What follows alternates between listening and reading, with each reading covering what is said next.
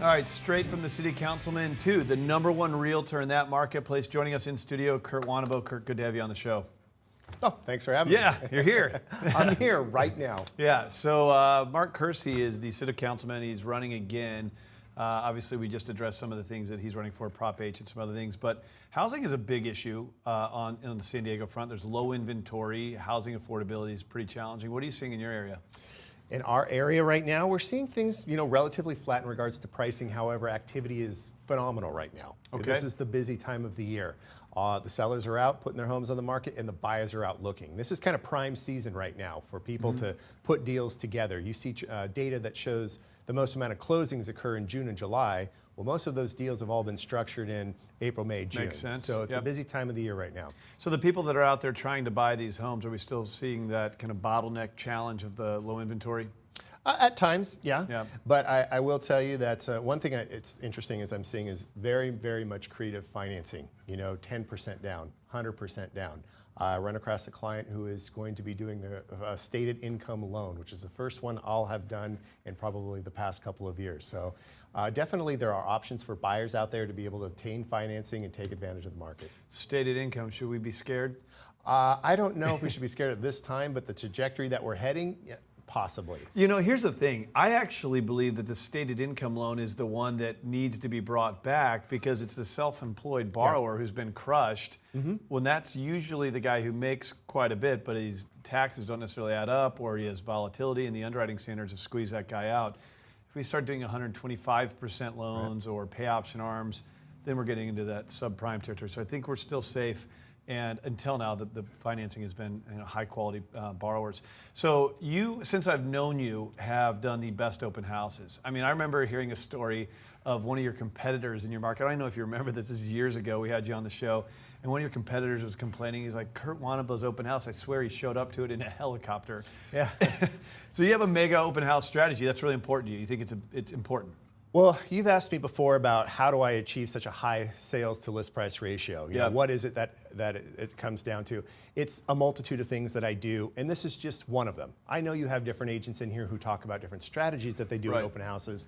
Mine's a little bit different, okay? So what we do is what we call our mega open house, okay? It's a much bigger phenomenal event than just more of the traditional. You're probably familiar with the traditional open house. An agent will go out, put out 10, 15 signs, hope and pray people come by. On average, maybe 4 to 5 people do, and many times it's their neighbors. We actually will spend weeks, sometimes if not months, actually marketing the launch of this open house event. And the way we do that is while people are getting their homes prepared, because I'm very big on preparation of that, we'll spend that and utilize that entire time marketing for the event. And we'll spend thousands of dollars. Interesting to hear you just call it an event. Yeah, it's somewhat of an event, at least for us it is. We try to make it so much so for the buyers as well. So we'll spend thousands of dollars marketing this open house months in advance. We'll go out in social media. We'll send out actually mailers. We already have our own database of thousands of buyers who are looking to buy actively right now. We will market actually to all of the top agents in the area that we do transactions with and we know actually have buyers. So some people will talk about broker caravan and the benefits of that, where the agents just have an open house. Right. We like to combine that. We like to bring all the agents as well to that particular event. And then the day of the event, we'll actually have 4 to 5 of my team members there, including myself. And the reason we have to do that is because our average turnout at these things is anywhere from 60 to 80, 90 people. Wow. So it's a pretty big event. So that can drive the price up for the seller. Right, helping homeowner get into that home. The #1 reason we do the open house the way we do, with the food, with the extra marketing, at the day of the event, we'll put out 80 to 100 signs.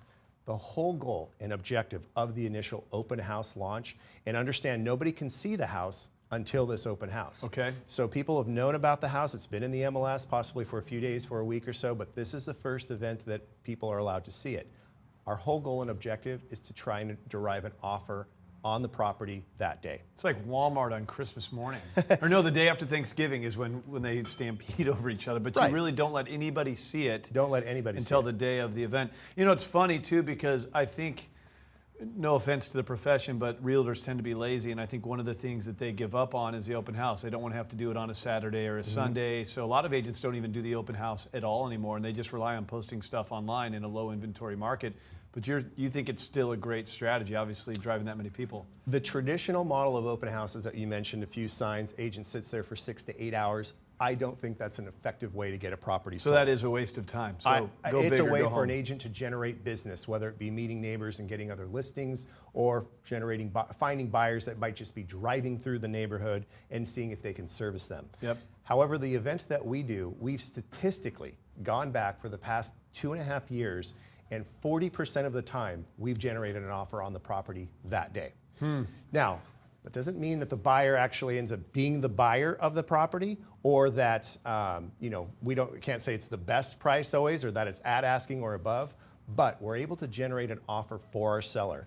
And what that does is it gives our sellers leverage, such that anytime any other agents who want to see the property after that, the first question they always ask me is, do you have any offers yet?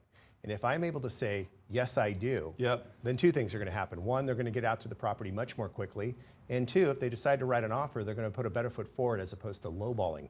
So it always puts our seller in a better position, and it's one of the key factors in regards to how I'm able to push pricing and then get above list many times. Well, yeah, you're the number one when it comes to sale list price ratio. So this is one of your many strategies. Kurt Wannebo. If you want to learn more about Kurt, go to brokerkurt.com.